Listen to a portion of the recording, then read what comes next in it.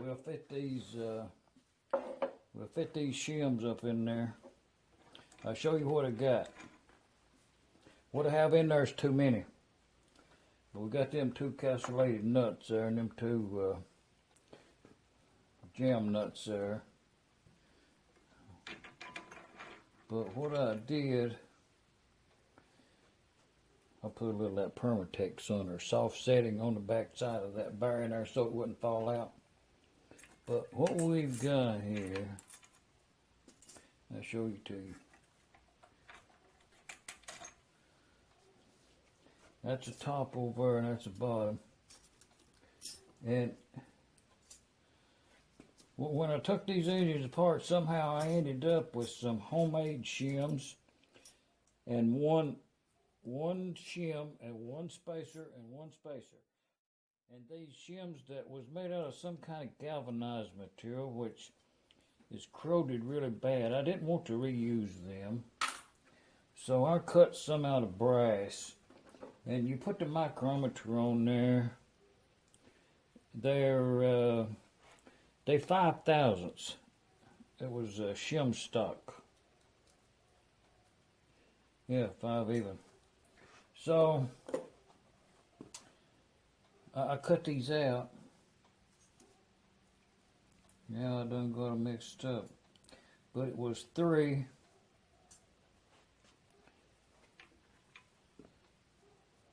Well, we'll just go through and get her done.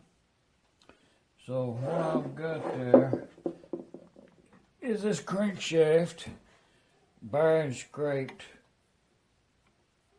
down to bare metal. And I've got this throw in here to, I'll have to see what grit that is over there. I polished that throw down to 800 grit. It's pretty slick. It'll be good enough. And you keep in mind that the hole in the piston up there goes to the top, and the hole in the rod goes to the top. You can't get it wrong. The bearings goes either way. You do want to have, when you put this back together, notch on the top, you want to have that cross piece there opposite. See, this one to be on the top and that to be on the bottom, and then that ring around the middle right there.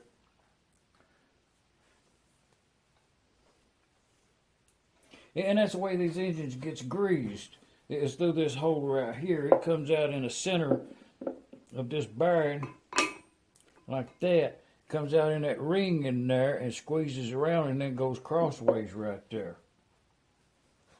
So just keeping that in mind, that's the top, that's the top, this is the top, that's the top, that's the top, and the cam will be on this side in the back of the engine looking forward. Them's the bearings that come in there. They're good enough, really good. So we'll set that crank up in there, and you put one thick washer at the spacer, and then one on the bottom right down there. Now that right there locks your babbitt bearing from spinning in the rod and the cap. So we'll put let's put a shim on the top.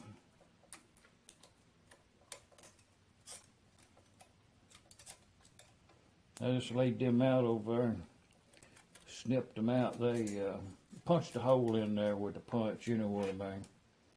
But well, I think he'll be all right. That's 2 on the top. Let's put 2 on the bottom. And we're gonna put some oil on it.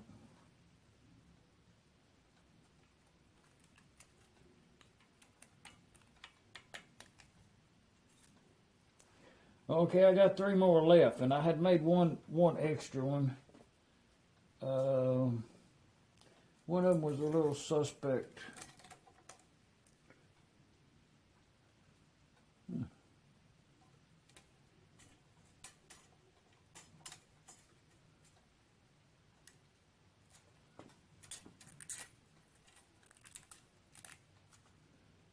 It was this one right here. When I hammered it out, it got a little thin over there, so I chose not to use it. But I took it out, setting everything right.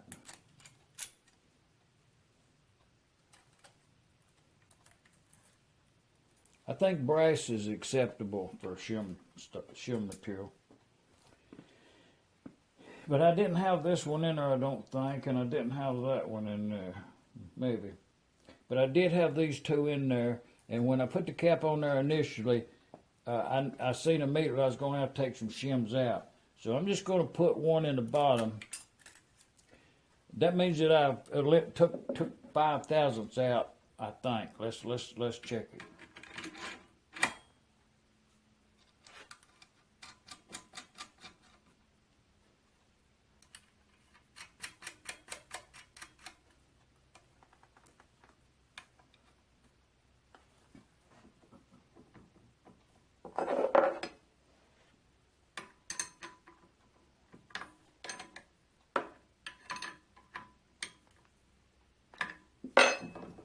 Okay, see, it's way too loose.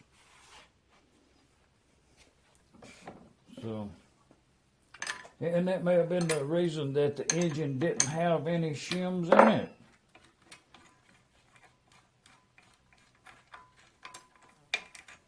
It's kind of just elimination. You see what I'm doing. I'm going to take that 5 thousandths out. So that means I've got 2 in the top and 2 in the bottom.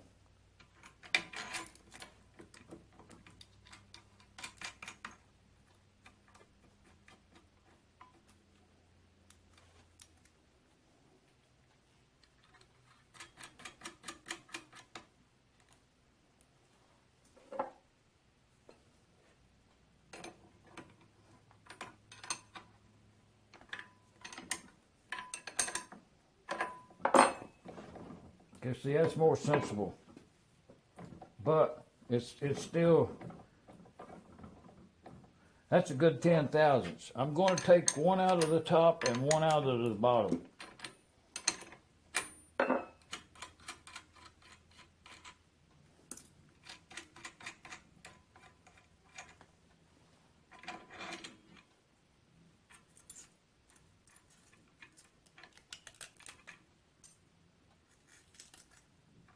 We may have to put one of these back in there.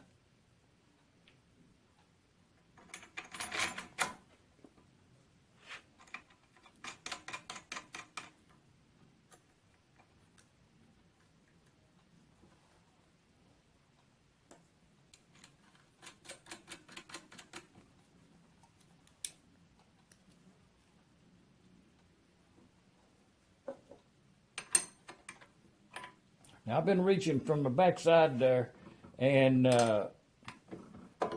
holding them shims straight down there, and then check it up here, make sure they're straight.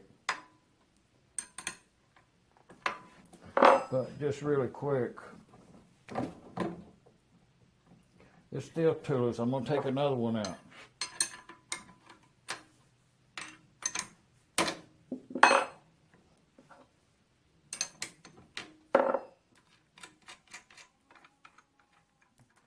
Oh, I hear the neighborhood donkey.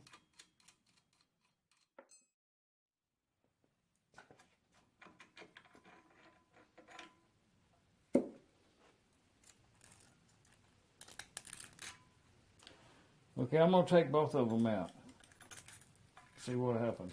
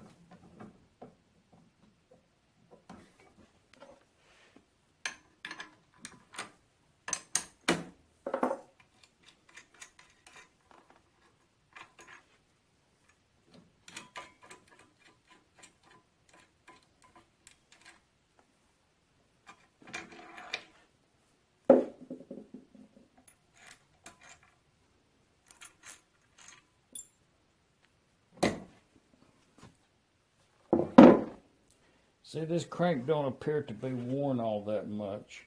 The bearings still have a deep groove. So taking that info, we'll see what thickness these are. That's 59 thousandths, 60. So let's say that those are 60 thousandths. So right there is 10, 20, 30,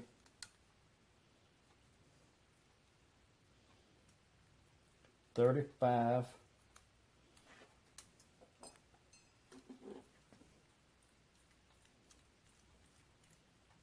'The original was 22. So 35, 55, 60.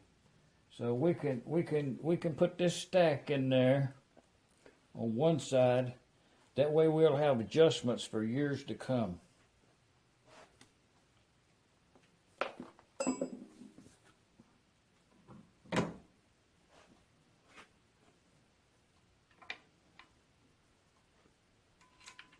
So I'm going to put the thick one on the bottom to keep the really good support onto the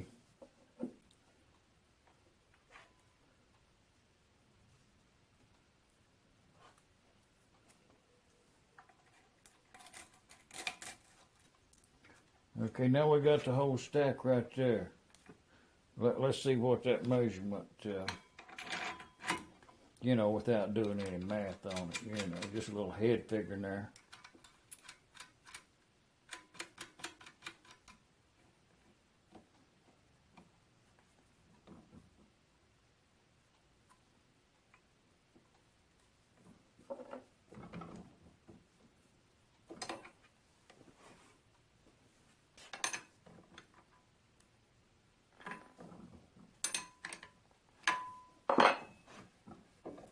Okay, boy, I feel it's really good and it didn't lock up, so that means I can take out another shim if it's loose.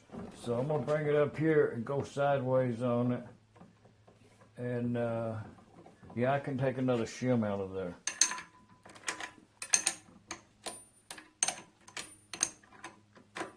And on these M's, it's common, it's a service to adjust these bearings occasionally if you run your engine very much. So I'm only going to take out 5 thousandths.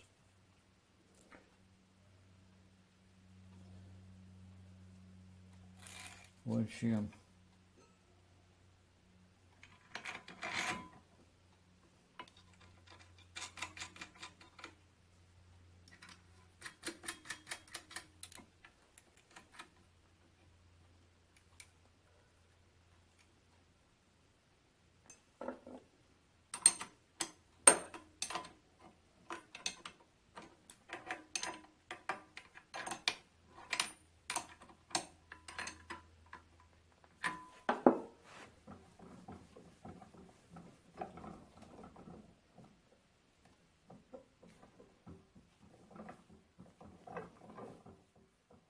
Okay, I'm going to take out another 5 thousandths.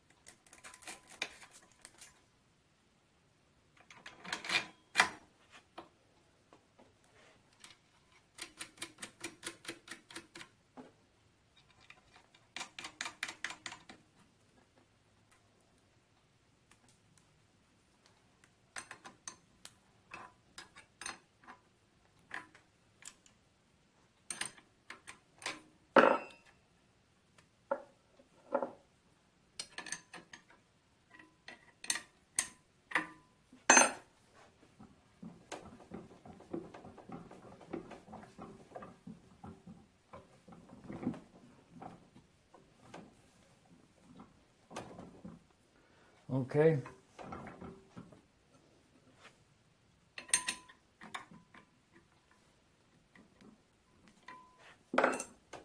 Okay, see, I can lock it up. With that many shims in there and tightening it this amount, see, I've got that locked up. So then what you do is take it back apart and see that locked up pretty tight. You know, I could tighten the bolt a little bit after it bottomed out. So I kind of feel that I should put a 5/1000 back in there rather than to cut another shim, say 2.5 thousandths. I think I can just put a 5/1000 back, and now I'm going to oil it up.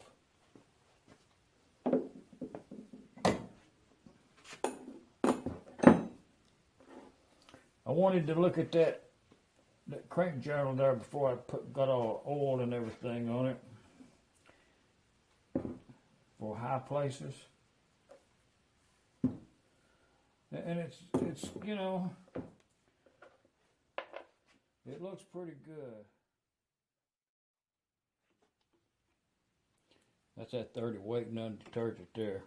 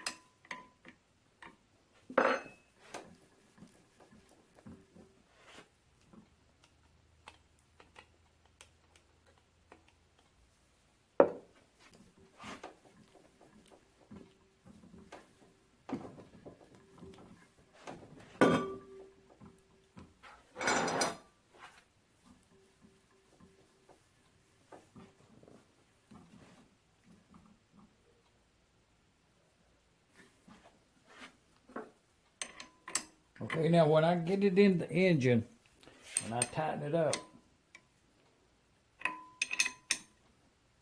that's what I'll have.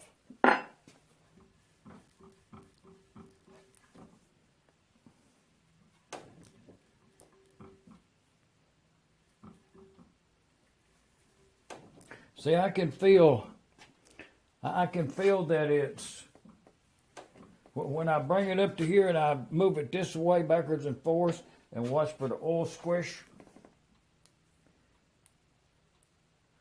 See, there's a little side-to-side play, which is kind of okay. I'm going to go with that, with the thinking that after the engine is started and run for a period of time, a couple of 3 tanks of fuel, you could take this bearing cap off and take that 5,000 shim out, and then you'd be good to go for quite some time. But you just get the jam nut, and then you get the castellated nut, goes on there on top and bottom. Cotter goes in, and you're good to go. But the tip, if it is a tip, the easy way is to fit it on the workbench, and then once you get up in that crankcase right there, it just